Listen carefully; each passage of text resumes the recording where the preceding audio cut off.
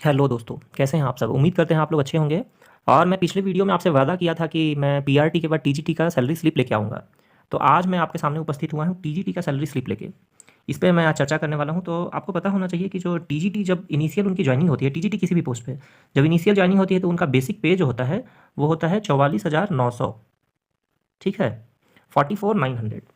तो यहाँ से स्टार्ट होती है। लेकिन यहाँ पे आप देख रहे होंगे कि इनकी बेसिक जो है ना, इनकी बेसिक जो अभी दिख रही है वो है 46,200। वजह क्या है? तो इनको इंक्रीमेंट लग चुका है। इनको इंक्रीमेंट लगने के बाद ये अमाउंट अभी बेसिक में दिख रहा है। जो टीजीटी जो होते हैं, आप अगर टीजीटी के पोस्ट पे ज्वाइन करेंगे तो आपका लेवल जो होगा वो 7 होगा। ठीक है ना। बेसिक इनका देखिए, बेसिक पे जो है वो 46,200 है। और अभी डेयरनेस अलाउंस जो है, डीए जो है वो 55% के रेट से मिल रहा है। मीन्स इस बेसिक पे 55%, तो वो अमाउंट होता है 25,410 रुपीज़। ठीक है। उसके बाद ट्रांसपोर्ट अलाउंस 1,800 रुपये आपको ट्रांसपोर्ट अलाउंस मिलेगा। और ट्रांसपोर्ट अलाउंस पे एक होता है DA on TPT. DA on TPT, तो डीए ऑन टीपीटी ये होता है कि अगर आपका 1,800 है तो इस पे भी 55% जो डीए का जो रेट होता है वो अमाउंट आपको यहाँ पे करा जाता है। तो ये 990 रुपीज़ है। पिछले वीडियो में मैं आपको बताया था कि 3 स्लॉट होता है, 900 होता है, 1,800 होता है और 3,600 होता है। ये 3 स्लॉट होता है। तो ये इनको अभी ये अमाउंट पे करा जा रहा है। चलिए आगे चलते हैं। आगे जो है मैनेजमेंट शेयर है, NPS MGT share. MGT share का क्या था? तो बेसिक प्लस डीए जो होता है उसका 14% जो होता है वो एमजीटी शेयर होता है। और बेसिक प्लस डीए का जो 10% होता है वो ओन शेयर होता है। ठीक है। तो इनका 14% जो है वो अमाउंट जुट जाता है, मतलब उसको जोड़ते हैं। जब आप ग्रॉस सैलरी की बात करेंगे तो वो 14% ऐड होके आता है। तो वो ऐड होके आया है। तो इसके बाद इनका टोटल ग्रॉस सैलरी जो है ये 84,425 रुपया बना है। 84,425 रुपया इनकी ग्रॉस सैलरी बनी है। अब इसके बाद कुछ डिडक्शन भी हुआ होगा।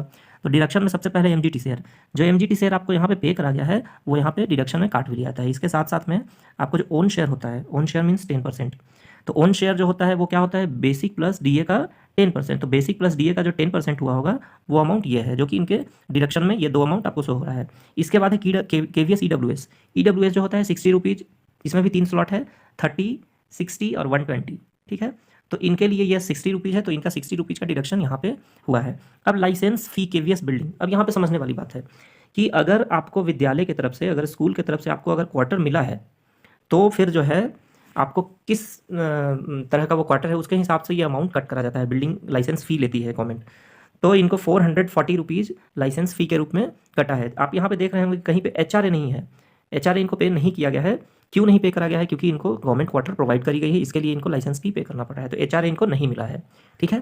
तो ये 440 लाइसेंस फ़ी है। अब अगर क्वार्टर में आप रह रहे हैं तो आपको बिजली पानी वगैरह भी आपको प्रोवाइड करा जा रहा होगा। तो वो वाटर इलेक्ट्रिसिटी चार्ज इनकी 50 रुपीज़ है। एक्चुअली है क्या कि तमिलनाडु में यहाँ पे 100 यूनिट तक फ्री होता है। तो जनरली बहुत कम ही आता है। तो ये 50 रुपीज़ ही आया है वाटर और इलेक्ट्रिसिटी दोनों मिला के। तो बहुत कम अमाउंट है। तो इनका टोटल डिडक्शन जो हुआ है 17,736 रुपये की डिडक्शन है ये सबको जोड़ने के बाद। तो पिछली वीडियो में मैंने बताया था कि ग्रॉस, जब नेट अमाउंट, नेट सैलरी की बात आती है, नेट मीन्स जो आपके हाथों में मिला, मतलब आपके बैंक खाते में जो गया है वो, तो नेट सैलरी बराबर होता है ग्रॉस माइनस डिडक्शन। तो इनकी ग्रॉस सैलरी थी 84,425 रुपया और टोटल डिडक्शन था 17,736 रुपया। तो ये दोनों को घटाने के बाद जो है इनको टोटल सैलरी मिली है 66,689 रुपया। ये इनके बैंक अकाउंट में गया होगा। अब ये क्या है? तो एनपीएस, जो ये दोनों अमाउंट है इनके एनपीएस के अकाउंट में गया होगा। एनपीएस का जो भी प्रान नंबर जनरेट करा गया होगा उसमें ये दोनों अमाउंट पर मंथ में जुड़ता जाता है। ठीक है। तो इनकी टोटल सैलरी बनी है 66,689। अगर ग्रॉस की बात करेंगे तो 84,425। और ये आपको पता होना चाहिए लेवल 7 का पोस्ट है। और ये एकदम से करेंट सैलरी है, मई महीने की सैलरी है। तो ये था टीजीटी का सैलरी।